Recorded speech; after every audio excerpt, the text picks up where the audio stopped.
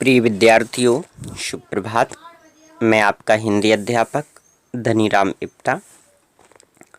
अभ्यासकार की इस श्रृंखला में मैं आज आपके लिए लाया हूं अभ्यासकार 10 और हमारा आज का विषय है संधि। तो संधि में भी आप लोगों को मल्टीपल चॉइस क्वेश्चन दिए जाएंगे और इसमें हमने थोड़ा सा आज पैटर्न चेंज किया है। इसमें आप लोगों को मल्टीपल चॉइस जो क्वेश्चन हैं वो अब कम कर दिए गए हैं। पहले हम 4 देते थे, अब आपको केवल 3 ही मिलेंगे।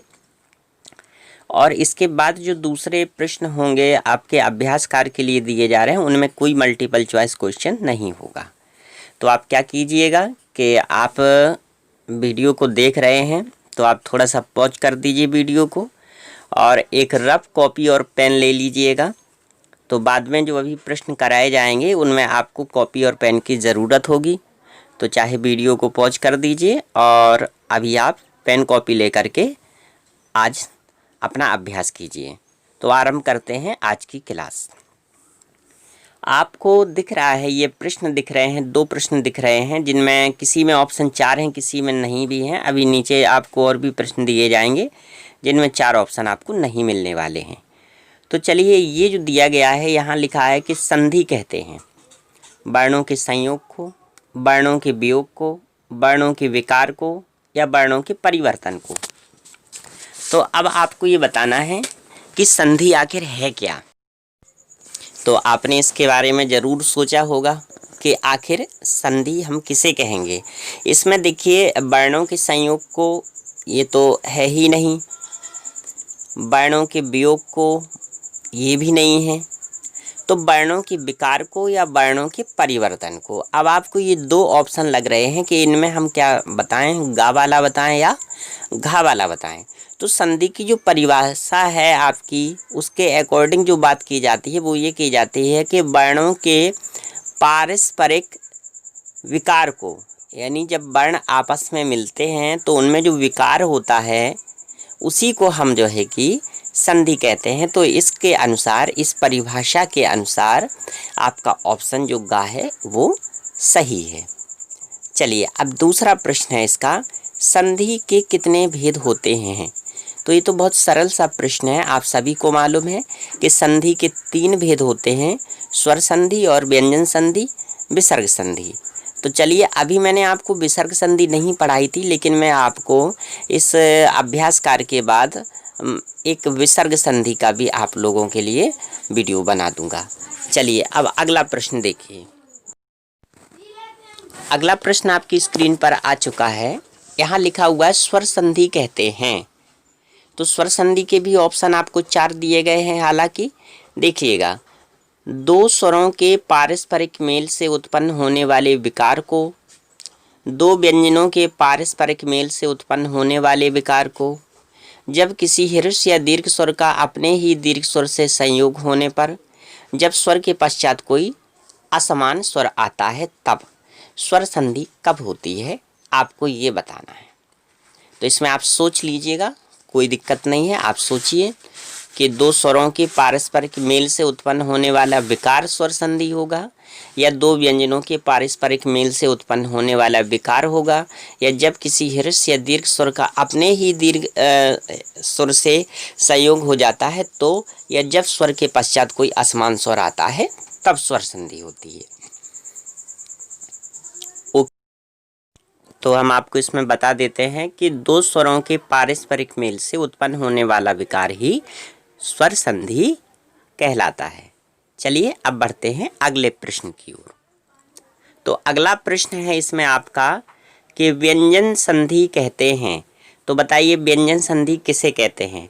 तो स्टूडेंट्स, आप इसमें जान लीजिएगा कि वर्ग के पहले वर्ण को या वर्ग के पहले वर्ण का 5वें वर्ण में परिवर्तन, या व्यंजन संधि के पश्चात व्यंजन अथवा स्वराने से जो विकार होता है, यदि माँ के पश्चात का से माँ तक का कोई व्यंजन आता है। तो इसमें आप जान लीजिएगा कि आखिर क्या होता है व्यंजन संधि के पश्चात। यानी इसका आपका ऑप्शन अगर गा आपने चुना है तो आप बिल्कुल सही हैं, क्योंकि व्यंजन संधि के पश्चात व्यंजन अथवा स्वर आने से जो विकार उत्पन्न होता है उसी को हम व्यंजन संधि कहते हैं। तो अगला जो प्रश्न है आपका ये देख लीजिए आप, इसमें लिखा होगा पौधन अन की संधि होगी, पौधन अन की संधि होगी। तो आपको यहाँ पर पौधन अन की संधि बतानी है, तो पवन होगी, पावन होगी या पोवन होगी। अब आपको यहाँ पर 3 ऑप्शन ही मिल रहे हैं, पवन होगी, पावन होगी या पोवन होगी। तो बताइए जरा क्या होगी। ओके डियर स्टूडेंट, तो इसमें जो आपका ऑप्शन खा है वो बिल्कुल सही है, क्योंकि पौधन अन की संधि पावन होगी। और आपको मैं बता देता हूँ ये कौन सी संधि है, क्योंकि आप इसमें सोचिएगा कि जरा ये कौन सी संधि हो सकती है। तो ये आपकी अयादी संधि है। तो आप अयादी संधि को पढ़ लीजिएगा तो आपको ये भी समझ में आ जाएगा। चलिए, अब है ग्रीस शब्द का संधि विच्छेद होगा, यानी जो ग्रीस शब्द दिया गया है इसका आपको संधि विच्छेद करना है। तो गिरिधन ईश होगा, ये पहला ऑप्शन दे रहे हैं गिरधन ईश। ध्यान से देखिएगा आप लोग, खा है गिरिधन ईश, गा है गिरिधन शाह। तो क्या होगा आप सोचिएगा जरा।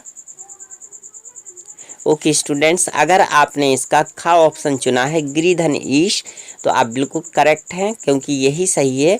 गिरिधन ईश का ग्रीस हो जाएगा ये, ठीक है। और यहाँ मैं आपको एक बात और बता दूं, देखिए जो ये ग्रीस लिखा है ना, ये गलत है। इसमें आपको इसमें करना क्या है कि ये जो ग्रीस है इसमें ग्रीस नहीं है बल्कि ये ग्रीस है। तो रा में ये जो है कि बड़ी की मात्रा आ जाएगी, ये गलत दिया गया है थोड़ा सा इसमें।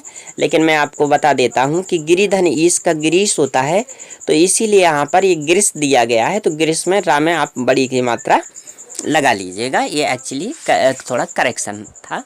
और इसके बाद आपको अगले जो प्रश्न हैं वो कुछ अलग है, हटके है। तो उसके लिए आपको एक पेन की और एक रफ कॉपी की ज़रूरत पड़ेगी।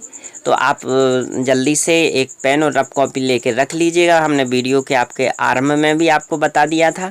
तो उम्मीद है कि आप बिल्कुल मानसिक रूप से और शारीरिक रूप से तैयार होंगे इसे सॉल्व करने के लिए। तो आइए अब सॉल्व करते हैं ये प्रश्न। देखिए आपकी स्क्रीन पर जो ये प्रश्न दिखाए जा रहे हैं, ये आपको 18 प्रश्न दिए जा रहे हैं और आपको इन्हें बहुत ही अच्छे तरीके से सॉल्व करना है। तो आइए अब हम लोग इनको हल करते हैं। पहला प्रश्न है, निम्नलिखित शब्दों का संधि विच्छेद करना है आपको। ये दिखा है वागदान, तो ये वागदान लिखा है, तो वागदान का संधि विच्छेद क्या होगा आप लोग सोचिए। खैर, तो चूँकि वीडियो लंबा ना हो इसके लिए मैं क्या करता हूँ कि आपको मैं तुरंत ही बताता जाता हूँ। बकाया आप लोग इतने होशियार हैं ही कि इसे सॉल्व कर ही लेंगे आप लोग, लेकिन फिर भी मैं आपको बता देता हूँ। देखिए, वागधन दान का वाकदान होगा, गुरुधन प्रदेश का गुरु प्रदेश होगा, उपरधन युक्त का उपरियुक्त होगा, शयन का शेधन अन होगा, वनौषध का वनधन औषध होगा, भावुक का भावधन उक होगा, निर्मल का निहिधन मल होगा, चंद्रों का चंद्रधन उदय होगा, पावक का आप जानते ही हैं पौधन अक होगा, महर्षि का महाधन ऋषि होगा, स्वल्प का सुधन अल्प होगा, यथोचित का यथाधन उचित होगा, निष्क्रिय का निहिधन क्रिय होगा, नीरज का भी निहिधन रज होगा, दीक्षांत का दीक्षाधन अंत होगा, अत्यानंद का अतिधन आनंद होगा, अन्वेषक का अनुधन एशक होगा, धनेश्वर का धन धन ऐश्वर्य होगा, संसार का समधन सार होगा, महेश्वर का महाधन ईश्वर होगा। तो ये आपकी जो संधि है वो हमने आपको बताई है। आप चाहें तो वीडियो को बार बार रिवाइंड करके भी देख सकते हैं, लेकिन फिर भी मैं आपको एक बार ज़रूर बता देता हूँ। देखिए, वाग दान का वाक प्लस दान का, और ये गा है ना तो इसमें परिवर्तन हो जाएगा चूँकि व्यंजन संधि है, तो ये अपने ही वर्ग के तीसरे में बदल जाना है। तो वाग दान का वाक दान हो जाएगा, यानी वाक प्लस दान, गुरु प्लस उपदेश, तो गुरु धन उपदेश हो जाएगा इसका। इसके बाद इसमें उपरयुक्त का उपरिधन युक्त हो जाएगा, इसका शेधन अन हो जाएगा, वनधन औषध, भावधन उक, निधन मल, चंद्रधन उदय, पौधन अक, महाधन ऋषि, सुधन अल्प, यथोधन उचित का यथाधन उचित, निधन क्रिय, निधन रज, दीक्षा धन अंत, अति धन आनंद, अनुधन एशक, धन धन ऐश्वर्य, समधन सार और महाधन ईश्वर।